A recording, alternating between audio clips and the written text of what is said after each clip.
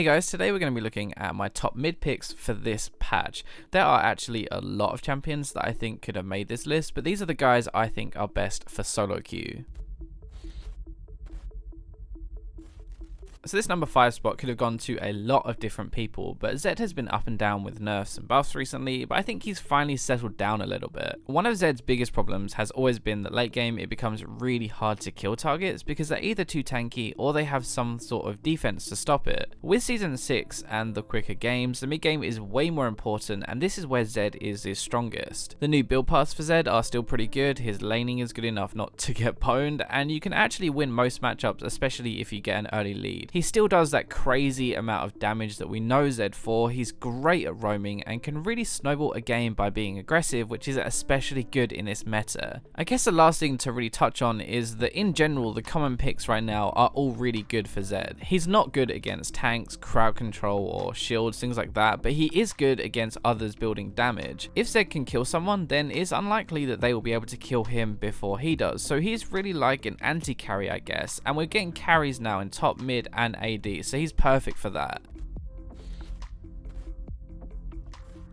So number 4, Anivia. This one might be a little bit surprising because she's kind of been under the radar strong for a while now. First thing is Anivia is barely ever touched balance wise. Like, I honestly don't even remember the last time I saw her in patch notes. Rod of Ages right now is extremely strong, and Anivia is amazing with that item, which gives her that kind of kickstart she really needs. As an example, Kassadin is also very similar to Anivia. Like, he scales really well and is this kind of passive monster, but the difference is that Anivia has high base damage and really spikes a lot earlier into the game. The rod is a scaling item, meaning it takes time to really kick in, and with Anivia her base damage can carry her through that early stage while it's stacking up, and that is the difference. Again, she is very strong mid game, her damage is actually insane, and it also comes with crowd control as well. She's still pretty strong when she's behind because of that base damage, and she can stall well with her wave clear, she can zone with her ultimate and her wall, and of course she has that safety net of her egg. When you first play Anivia, you might think I'm crazy. Like, if you watch this video, you've never played before, you go and buy her and start playing her, you might think that she does nothing, but I promise you that once you get to grips with her, you'll be doing a lot of damage. You kind of need a pretty patient playstyle going in and out of fights with cooldowns, but she's definitely very strong and worth learning.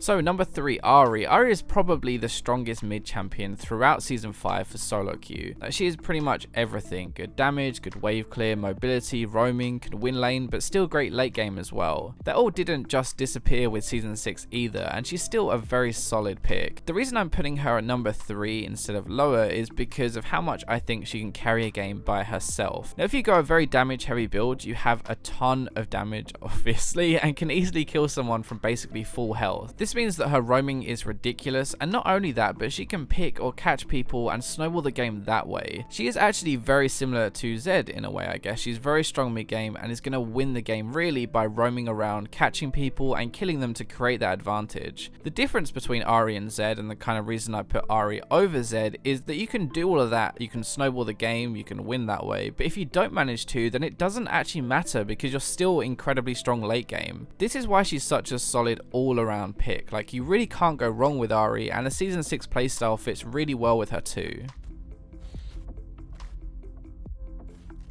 Okay, Brand, scorching his way into number 2. Another pick that if I told you before Season 6 he'd be number 2, you'd have all flamed me, but here we are anyway. Again, I've been saying Brand is strong for a while now. He's just like been on the edge of being super strong, and preseason has kind of finally tipped him over that. The first thing is items. Rylai's and Leandri's is an amazing combination. Not only will your AoE spells slow, but you get that burn from your passive, the empowered burn from your Leandri's while that's slowed, and if that wasn't enough, you'll also get the burn from the Keystone Mastery Deathfire's Touch. That combo, that like triple burn, is honestly disgusting, and you'll be burning people for days. It's like a permanent ignite. As if that wasn't already enough, his base damage is pretty high. He has good burst damage, good sustained damage, a 2-second stun, good wave clear, good lane phase, and a crazy mid game too. So with his base damage being so high and his synergy with just those 2 items, it means that his mid game is ridiculous, and if you get ahead, then you're going to hit that mid game earlier and you'll end up just stomping the enemy team damage damage wise. The whole idea of Season 6 suits Brand perfectly, but the downside is that he is immobile, he's pretty weak if he's out of position, and everyone else is playing damage as well, so if you get caught, you will die unless you kill them first.